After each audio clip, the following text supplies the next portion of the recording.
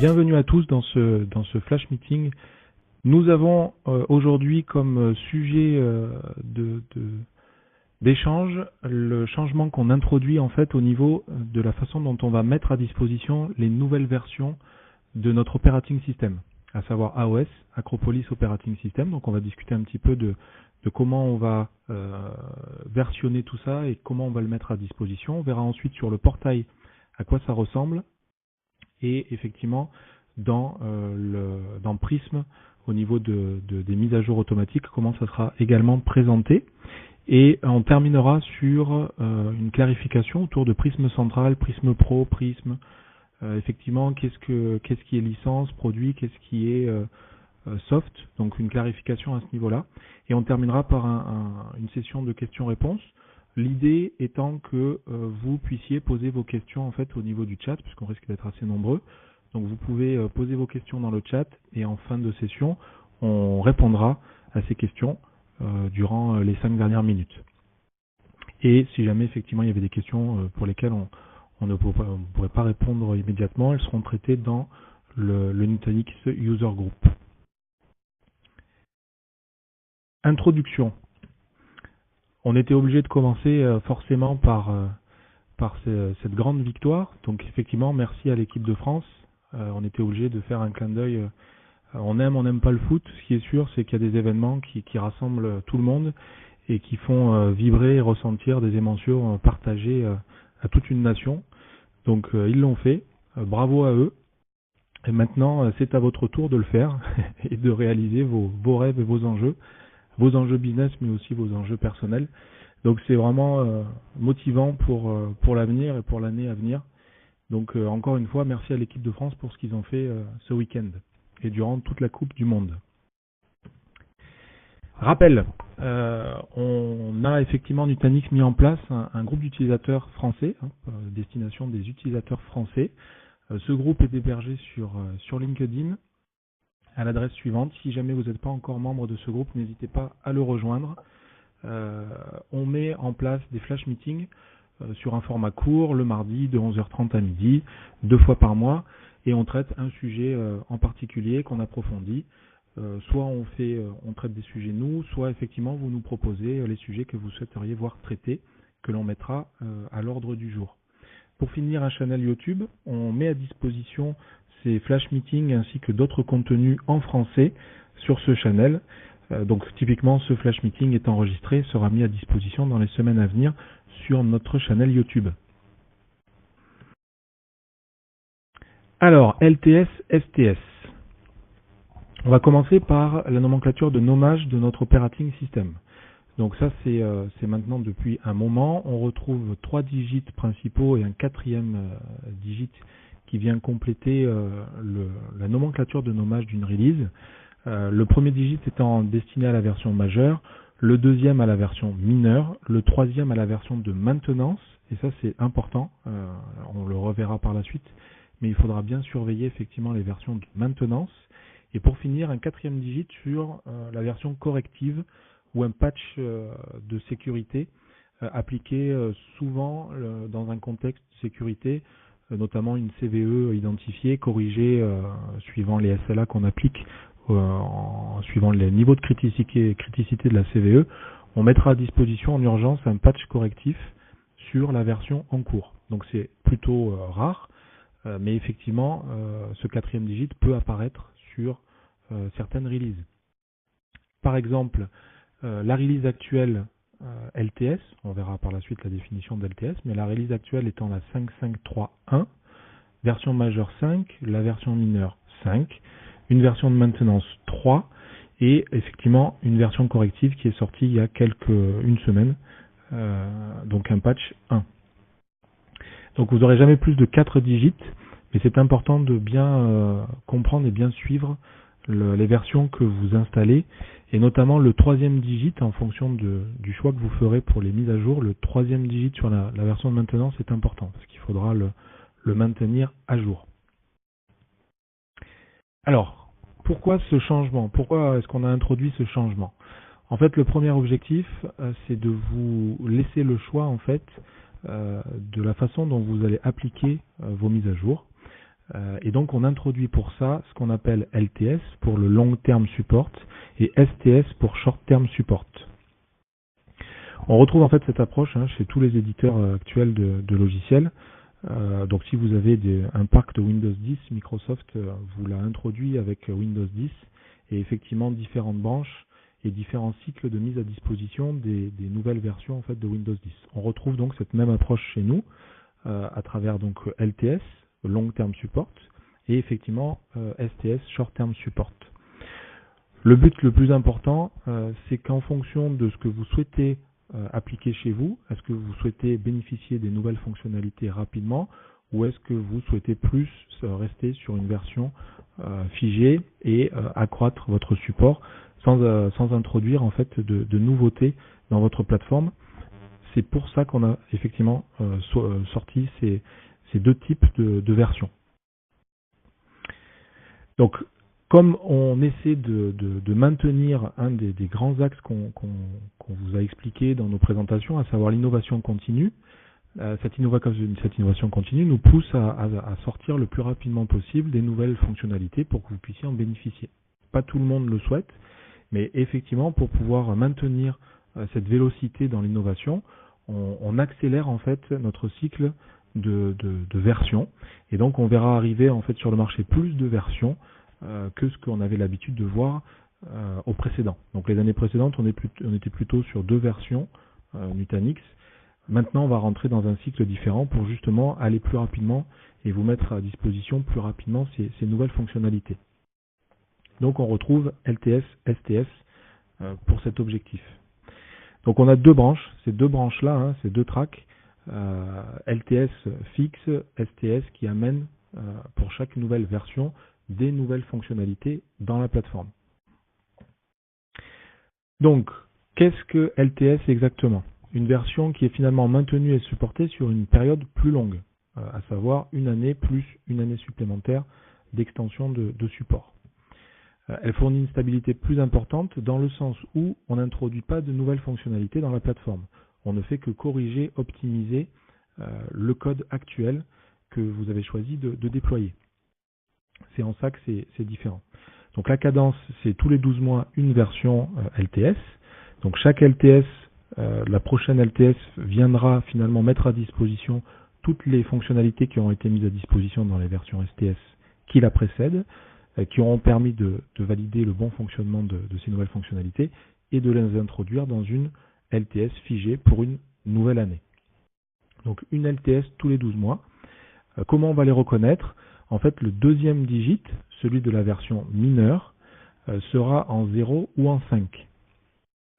Donc c'est ça qui viendra vous permettre de déterminer si vous êtes sur une version LTS, donc le deuxième digit.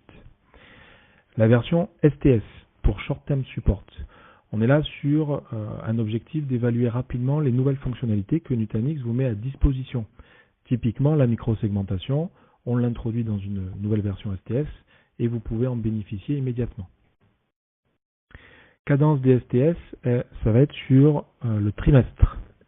L'idée, c'est de vous amener une nouvelle version tous les trimestres avec des nouvelles fonctionnalités dans la plateforme. Donc finalement, comment on va les reconnaître? Le deuxième digit de la version mineure sera tous les digits expectés le 0 et le 5. Donc on retrouve bien 3 digits entre chaque mouvement entre 0 et 5. La version de maintenance, très importante, elle amène en fait les fixes, les optimisations sur la branche actuelle. Que l'on soit en LTS ou en STS, la version de maintenance, qui correspond au 3e digit, est très importante et doit être maintenue chez vous. Quelle que soit la branche, le track que vous allez choisir, la version de maintenance doit être appliquée. Ce qui veut dire qu'en fait, entre LTS et STS, le choix de LTS ne veut pas dire que vous mettrez forcément moins à jour votre plateforme. C'est juste que vous allez rester sur une version donnée de la plateforme sans introduction de nouvelles fonctionnalités. Mais par contre, on amènera toujours régulièrement des versions de maintenance qu'il faudra appliquer puisque chaque nouvelle version vient corriger des possibles événements ou des possibles bugs qui auraient été détectés sur la version en cours. Et donc, l'application de la maintenance est importante déjà pour être complètement à jour et éviter de tomber sur un événement ou un comportement qui aurait été corrigé dans cette version de maintenance. Ce qui veut dire qu'il faut vraiment maintenir sa plateforme à jour. Pour rappel, la mise à jour de la partie Acropolis Operating System se fait de façon entièrement transparente et à chaud. On n'est pas sur la mise à jour de l'hyperviseur, on est sur la mise à jour de l'infrastructure Nutanix, donc le code qui est porté par les CVM, et donc cette mise à jour se fait de façon entièrement transparente et à chaud quand vous le souhaitez. La cadence des versions de maintenance, alors ça va dépendre. Il y en a en règle générale une tous les 4 semaines, c'est assez intense. C'est plutôt tous les, on va dire, 2 mois, 1 mois et demi, 2 mois, on retrouvera possiblement une version de maintenance. Donc ça, c'est une version plus en mode graphique pour vous représenter un petit peu le chemin. Donc aujourd'hui, la 5.5 est officiellement flaguée comme étant la version LTS en cours. Les versions qui ont suivi 5.6, 5.8 et la future version 5.9 qui arrivera au mois d'octobre sont LDSTS. Et la prochaine version LTS sera donc la 6.0 qui arrivera autour du mois de janvier donc de l'année prochaine. Donc on va retrouver finalement pour la version LTS un support d'1 an plus une extension de 6 mois ou 18 mois, ça dépend. Et effectivement les versions STS qui elles vont être supportées en cours sur 3 mois avec une extension de support 3 mois glissant. Pour vous laisser en fait le temps, une fois qu'une nouvelle version STS est mise à disposition, vous laissez le temps dans les 3 mois de pouvoir réaliser la montée de version de votre plateforme. Important aussi, lorsque vous choisissez de mettre à jour votre version vers une version dite STS, vous ne pouvez plus revenir en arrière dans la branche actuelle. C'est-à-dire que si par exemple vous mettez aujourd'hui à jour votre plateforme en 5.8, vous ne pourrez pas revenir en 5.5. Vous êtes passé dans le mode STS cadence tous les trimestres. Il vous faudra donc appliquer la version 5.9. Et si vous souhaitez revenir effectivement dans l'approche LTS, une fois que vous aurez pu passer en 6, restez effectivement sur la version 6. Donc faire bien attention à vos mises à jour, puisqu'effectivement une fois qu'une mise à jour est appliquée, vous ne pourrez pas revenir en arrière. Donc ça c'est en complément, c'est le détail finalement de la partie support, donc sur l'année plus les mois glissants pour laisser le temps en fait de faire les montées de version. Donc c'est expliqué plus dans le détail pour les maintenances, la partie STS et la partie LTS. Ça c'est une information que vous pourrez retrouver sur le portail que je vais vous montrer juste après dans la démo.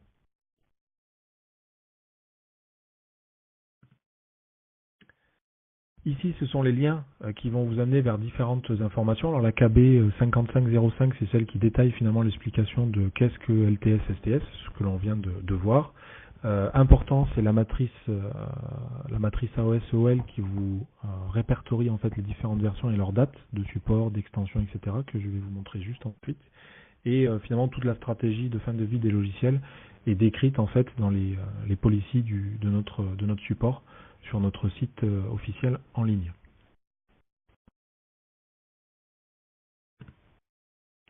Alors, on va pouvoir regarder maintenant le portail du support. Voilà, donc mynutanix.com, ça ne change pas, c'est toujours votre point d'entrée unique. Donc mon my.nutanix.com, vous arrivez sur votre portail et effectivement vous allez sur le support portal qui vous amène sur tout ce qui sera gestion des cases, de la documentation, des téléchargements, de toutes les informations liées à votre plateforme. Donc ici, une fois que vous arrivez sur le support portal, vous avez dans les différents menus accès à la partie download et ensuite à la partie AOS. Et donc dans la partie AOS, on va retrouver en fait, en arrivée sur la page principale, on mettra toujours en page principale la version LTS en cours. Donc là, quand j'arrive sur les téléchargements d'AOS, j'arrive immédiatement sur la version actuelle LTS, à savoir la 5.5.3.1. Ici, on a une explication en note. La première note, c'est bien de vous rappeler qu'effectivement, cette version est bien la version LTS en cours. l'explication des fins de vie des autres versions précédentes 4, etc. Et donc la première note est bien de bien lire les notes pour bien vérifier et être sûr que vous êtes sur la version LTS en cours. De toute façon, la version sur laquelle vous arrivez par défaut sera forcément la LTS. Et pour pouvoir accéder en fait aux versions STS, vous les retrouverez en fait sur le bandeau de droite. Donc là, vous avez le téléchargement principal de la version en cours. Et dans la partie Additional Release, vous allez retrouver les versions STS. Donc à savoir la 5.6, qui était la version qui a juste suivi la version 5.5, et la version 5.8, dernièrement sortie, et la version 5.9 qui arrivera, elle, au mois d'octobre. Se retrouvera donc immédiatement dans Additional Release et ne sera pas en fait en version principale. Par contre, quand la version 6.0 arrivera aux alentours du début de l'année prochaine, elle apparaîtra cette fois à la place de la 5.5.3.1, puisque ce sera la nouvelle version LTS pour l'année 2019. Donc si je vais sur une version STS, par exemple la 5.8, ici on me rappelle bien qu'effectivement on est sur ce qu'on appelle une feature short-term support, donc une version STS, qui n'est pas une LTS, et donc si jamais on fait une mise à jour vers cette version, vous aurez un cycle donc de support de 6 mois. 3 mois pour la version en cours, plus une extension de 3 mois pour vous laisser le temps d'appliquer la prochaine STS. Pardon. Et donc on vous redonne le lien vers la KB qui explique STS, LTS, etc. Donc voilà, c'est vraiment à ce niveau-là, dans les téléchargements, que vous pourrez voir de façon vraiment visuelle quelles sont les versions LTS, quelles sont les STS, au cas où vous pourriez avoir un doute. Pour la matrice effectivement des différentes versions qui existent, des dates de fin de support, des extensions, etc., on va la retrouver dans la partie documentation, ici, et dans la partie EOL, donc End of Life Information. Le premier document en fait qui sera maintenu régulièrement à jour étant la partie bulletin d'information autour des versions d'AOS. Et si je l'ouvre, on arrive donc sur le document qui répertorie toutes les versions actuelles d'Acropolis Operating System. Et c'est ici que vous pourrez voir effectivement LTS, les versions qui sont officiellement LTS. Les autres étant les versions STS. Et vous aurez la fin de maintenance et la fin de vie, avec donc compris son extension de support. Voilà, donc si jamais il y a des questions, n'hésitez pas, n'hésitez pas à poser vos questions dans le chat. Et maintenant, on va revenir sur la partie Prisme Central, Prisme Pro. Donc, au niveau de Nutanix, on va retrouver en fait des licences et des produits. Les licences autour de Prisme, on retrouve deux licences pour Prisme, Prisme et Prisme Pro. Donc Prisme Pro est bien une licence dans l'écosystème des logiciels Nutanix. Donc ça c'est pour les licences et les produits. Effectivement, on va retrouver Prisme déployé sur vos infrastructures et Prisme Central, qui est la console centrale. Prisme, qu'est-ce que c'est? Donc c'est la partie management de l'intégralité de votre plateforme, full stack management. Ça comprend aussi l'expérience self-service. Donc le portail self-service est porté par Prisme. Ça fournit donc un accès central pour configurer, surveiller et gérer votre plateforme d'une manière la plus simple et la plus intuitive possible. Donc à l'intérieur de Prisme, on retrouve deux produits, Prisme Element, qui est donc ce qui est déployé sur vos clusters, qui est déployé à l'intérieur d'un cluster. Donc la frontière administrative de Prisme Element, c'est chacun de vos clusters. Si vous avez 3 ou 4 clusters déployés, vous avez 3 ou 4 Prism Element de déployer. Prism Element donne la possibilité de configurer, gérer et surveiller le cluster Nutanix, donc en cours, la frontière administrative de tous les nœuds qui composent un cluster, et donc avec un hyperviseur de déployer sur ce cluster. On retrouve Prism Central, le deuxième produit, qui lui est une console centralisée qui vous permet en fait de manager l'intégralité des clusters que vous avez déployés dans votre système d'information ou sur vos sites distants. Donc Prisme Central vous permet vraiment de fédérer tous vos clusters, quel que soit l'hyperviseur. Vous aurez donc la même expérience de management, de pouvoir créer vos machines, etc., quel que soit l'hyperviseur déployé. Dans Prisme Central, Vous pouvez avoir un cluster avec Hyper-V, un cluster avec vSphere, un cluster avec Acropolis Hypervisor, et vous aurez donc cette console centrale pour manager et administrer tous ces clusters. Prism Pro, quant à lui, est une licence, donc c'est une licence payante qui en fait va amener toutes les fonctionnalités avancées qui vont reposer finalement sur du machine learning, donc intégré à la plateforme Nutanix, et qui va amener en fait tout ce qui sera prédictif, donc des opérations prédictives sur votre plateforme. L'idée, c'est de pouvoir vous amener, par exemple, on va voir juste ensuite toutes les fonctionnalités de Prism Pro, mais ça va être tout ce qui sera optimisation de votre plateforme basée sur le machine learning qu'amène la plateforme Nutanix. Donc ça, c'est effectivement une licence additionnelle. Dans cette licence, on va retrouver tout ce qui sera recherche en langage naturel. Donc par exemple, taper une requête qui dit toutes les VM avec une latence supérieure à 5 millisecondes. Et donc la requête que vous taperez en langage naturel, avec supérieur, le sigle supérieur, 5 ms pour milliseconde, vous amènera en fait le résultat immédiatement dans la plateforme. Et on vous dira toutes les machines avec une latence supérieure à 5 millisecondes, quel que soit le cluster cible, puisque là on est au niveau de Prism central, et donc on va vous amener de l'information sur l'intégralité des clusters managés par Prism central. Ça amène aussi tout ce qui sera capacity planning et simulation, donc tout ce qui sera simulation de charge. J'ai un déploiement VDI dans les 2 mois à venir à simuler, sans utilisateur à matérialiser. Je vais pouvoir simuler cette charge et voir comment ma plateforme actuelle va pouvoir l'accueillir et si je vais avoir besoin de rajouter des ressources dans ma plateforme. Tout ce qui sera optimisation des machines, donc le right sizing, on vous dira toutes les machines qui sont surprovisionnées, sous-provisionnées ou qui ne travaillent pas, sur lesquelles vous pourrez récupérer des ressources. Tout ce qui sera alerte proactive avec détection d'anomalies comportementales. Si par exemple une machine a un comportement normal en tournant avec une CPU à 80%, à ce moment-là on dira c'est normal et vous définirez cette fois un seuil de déviance de ce comportement. Si vous dites que plus ou moins 10% serait anormal, à ce moment-là vous configurez déviance de plus ou moins 10% et on va lever une alerte que si on dévie de ce comportement des 80% de CPU. Le reporting planifié, donc là c'est la possibilité de générer des reports PDF et de vous les envoyer par email. Typiquement le right sizing, donc les préconisations d'optimisation de ressources, de surallocation, sous-allocation, etc.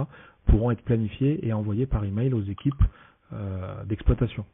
La possibilité de créer des dashboards personnalisés, donc là c'est pour créer des vues sur une vue applicative par exemple, un cluster SQL ou etc. Une vue spécifique avec tous les dashboards, les performances, la latence, les CPU des différentes machines qui composent une application ou un service pourront être matérialisés dans un dashboard personnalisé.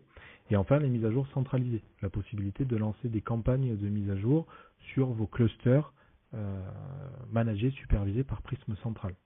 Donc Prism Pro, comme c'est effectivement des fonctionnalités proactives, d'optimisation globale du système d'information, ces fonctionnalités sont situées au niveau de Prism Central pour permettre d'optimiser l'intégralité des clusters vus par Prism Central. Voilà pour les différences.